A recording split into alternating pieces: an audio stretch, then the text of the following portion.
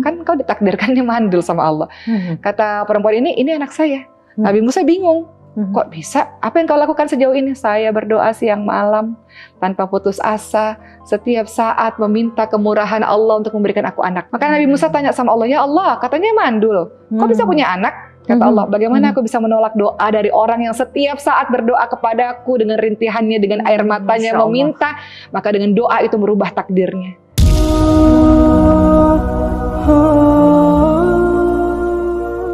Yang tadinya nggak punya anak jadi punya anak. Jadi manfaatkan waktu Qiyamul Lail dengan sebaik-baiknya, menangis di hadapan Allah, minta sama Allah sungguh-sungguh, maka Allah akan kabulkan doamu teman-teman semua, dan hidupmu akan baik-baik saja. La tahzan innallaha ma'ana, jangan sedih, sesungguhnya Allah bersama dengan terus-terusan dalam keadaan menangis. Enggak, dia tahu dia punya Allah dan Allah akan menyelesaikannya dengan sholat malammu itu. Masya Allah, ini engkau akan menemukan dirimu akan tenang. Siapa yang ngasih ketenangan? Allah. Engkau akan menemukan matamu dalam penjagaan Allah atau dalam panduan Allah, tanganmu dalam penjagaan dan panduannya Allah, kakimu melangkah dalam panduan dan penjagaannya Allah SWT. Engkau akan rasa kehidupanmu ringan dan semuanya bisa dilewati, semuanya senantiasa dalam keadaan yang baik-baik saja gitu dengan Qiyamul Lailmu itu. Sehingga saya selalu katakan, kalau engkau tidak Qiyamul Lail berarti engkau tidak merasa perlu kepada Allah SWT. Kalau ya merugi ya. Wallahu alam. Ya, rugi kita lah. termasuk golongan orang yang merugi sekali ya. Rugi, ada waktu 24 jam. Kenapa nggak ada waktu? Ya. Edukasi yang luar biasa ya untuk kita semua terkait dengan sholat tahajud. Berkaitan dengan menghidupkan malam. Ibadah di sepertiga malam. Apakah hanya konteksnya sholat tahajud saja? Enggak. Atau mungkin ada ibadah-ibadah lain yang juga diperintahkan oleh Rasulullah? Iya, tentu saja salah satunya adalah beristighfar di waktu sahur. Beristighfar, minta ampun kepada Allah SWT di malam hari. Beda ya di sepertiga malam dengan di waktu-waktu lainnya ya? Afdal, lebih baik ya. Afdal itu Allah turun di langit dunia itu di sepertiga malam terakhir. Allah turun di waktu-waktu sahur. Jadi salah satu perintahnya ya selain kita berdoa adalah banyak beristighfar, banyak meminta ampun kepada Allah SWT. Makanya kalau dikatakan waktu terbaik dalam sholat taubat tuh kapan sih? Sholat taubat bisa dilakukan kapanpun, dan kalau sholat taubat bisa dilakukan tiap hari bagus loh.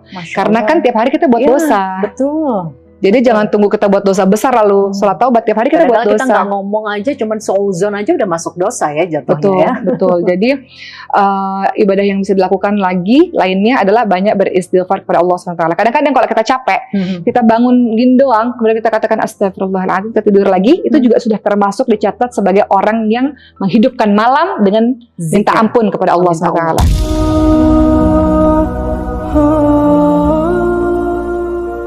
Minta ampun pada Allah. Ya, beristighfar kepada Allah. Jadi walaupun kan kadang-kadang kita capek kan, kita bangun cuman astagfirullahaladzim ya Allah. Tidur lagi, itu sudah dikategorikan sebagai orang yang menghidupkan malam. Jadi dengan ibadah-ibadah. Menghidupkan malam itu tidak hanya konteksnya di sholat tahajud saja, tapi juga beristighfar. Nah, sahabat, mendengarkan ilmu itu termasuk apa? Ya, baca buku, kemudian dengar ceramah, atau mungkin belajar. Biasanya yang terbaik itu belajar di waktu malam ya, ketika kita bisa konsentrasi penuh. Jujur, kalau teman-teman kesiangan bangun jam 7, jam 8 misalnya, sholat malamnya enggak, sholat subuhnya ketinggalan, pasti di situ ada perasaan sedih, ada perasaan nggak semangat, ada perasaan malas, ada perasaan cemas.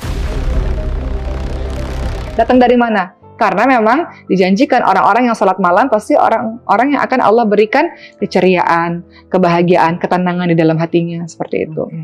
Berarti banyak ya, menghidupkan malam itu bukan hanya dengan sholat tahajud. Ada satu hadis dari Rasulullah SAW, tentu saja ya, hadis riwayat Tirmidzi, dikatakan, wahai manusia, ada beberapa hal yang mesti kita lakukan nih. Kalau kita ingin mendapatkan resolusi 2002, kemudian beri makan. Dan kemudian berikutnya adalah engkau bangun malam. Tahu nggak, 4 hal ini ada loh di bulan Ramadan semuanya. Pertama adalah kita menyebarkan salam di bulan Ramadan. Kita menyebarkan salam itu banyak. Jalin tali silaturahmi. Ini juga banyak nih terjadi di bulan Ramadan. Kita kadang-kadang iftar bareng lah, atau tarawih ketemu sama orang, atau berbagi makanan.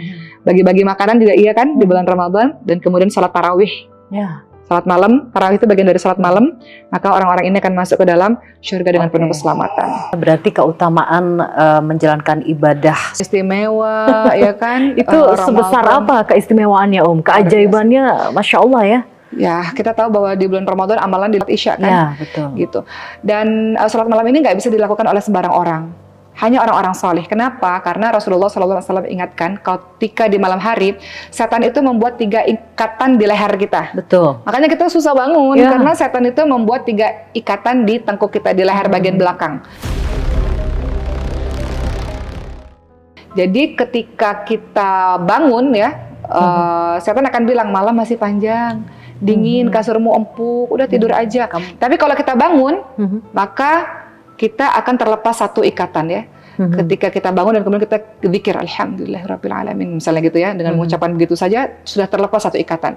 Kemudian setelah itu biasanya kalau udah bangun tidur lagi ya. Tapi kalau kita bangun dan kita wudu, terlepas ikatan yang kedua. Masya Allah. Setelah wudu baru kita sholat, baru terlepaslah ikatan seluruhnya. Jadi jangan cuman sampai lepas satu ikatan nih, udah bangun tidur lagi. Diikat lagi sama syaitan ya. Diikat lagi sama syaitan. Seperti itu. Baik, Uma, mungkin ada doa-doa apapun. Saya mengatakan dan selalu mengatakan bahwa doa yang terbaik tentu adalah doa yang diajarkan oleh Allah dan Rasulnya. Teman-teman doa secara spesifik. Teman-teman mau apa?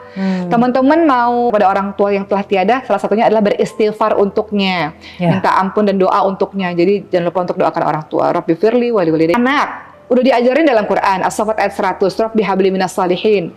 Mau doa untuk pasangan supaya jadi penyejuk hati. Kadang-kadang pasangan ini orang yang paling kita cintai tapi paling berpotensi menyakiti hati kita juga, gitu kan. Kadang-kadang kalau kita terlalu cinta, dia yang paling bisa nyakitin kita juga. Doa dalam surah Al-Furqan 74, Rabbana hab lana min azwajina wa dzurriyyatina qurrata a'yun waj'alna lil muttaqina imama. Mau doa apa lagi? Doa mau istiqomah ya Allah. Doanya apa? Banyak dalam Quran, banyak dalam hadis. Kata Rasulullah, kalau mau istiqomah doanya ya muqallibal qulub tsabbit qalbi ala dinik. Jadi bagi kita penting untuk menghafalkan beberapa doa yang sudah diajarkan oleh Allah dan Rasulnya, karena itu doa-doa yang afdal, doa-doa yang terbaik. Dan minta secara spesifik. Jangan bilang gini, ya Allah, pokoknya Engkau tahu deh apapun yang aku mau, yang aku butuhkan Engkau tahu, kabulin deh ya Allah, apa aja terserah gitu. Jangan doa secara spesifik, doa yang diajarkan Allah dan Rasulnya itu berpotensi untuk doamu didengarkan oleh Allah SWT. Gitu. Satu lagi nih Uma, biasanya kalau di sepertiga malam dalam sholat tahajud itu kan ada dua golongan doa ya. Ada doa mengadu, memohon kepada Allah, meminta pertolongan kepada Allah, mengadukan permasalahannya. Ada golongan doa ntar nggak bisa zikirnya, nggak bisa mengadunya. Karena kalau kita mau doa-doa kita dikabulkan oleh Allah, itu ada adab-adabnya. Adab-adabnya itu apa? Adab-adabnya adalah puji-puji Allah dulu. Itu bagian dari adab. Jadi kita nggak bisa langsung minta sama Allah gitu aja. Bahkan ulama mengatakan kamu itu kalau mau minta sama Allah kayak bocah lagi minta sesuatu sama orang tuanya. Dirayu dulu. Mereka minta, rayu dulu. Kalau nggak dikasih apa nangis. Kalau nggak dikasih juga nangis sampai dapat. Sama ya, ya dengan kan? Allah juga begitu. Betul. Ya. Jadi kalau mau ngelihat anak kecil, belajar dari anak kecil, belajar gimana ketika dia nangis minta sesuatu. Dia nggak akan berhenti sebelum dia dapatkan apa yang dia inginkan. Itu tangisan anak kecil, tangisan bocah. Itu pula yang harusnya ada pada diri kita. Menangis semampu yang kau bisa sampai akhirnya Allah mengabulkan doamu. Tadi Mbak Zeda bilang, yang afdal yang mana nih? Apakah mengingat dosa-dosamu lalu kau minta kepada Allah SWT. Itu adab-adab dalam berdoa. Dengan begitu sudahlah dalam kondisi yang terbaik, di waktu yang terbaik. Mudah-mudahan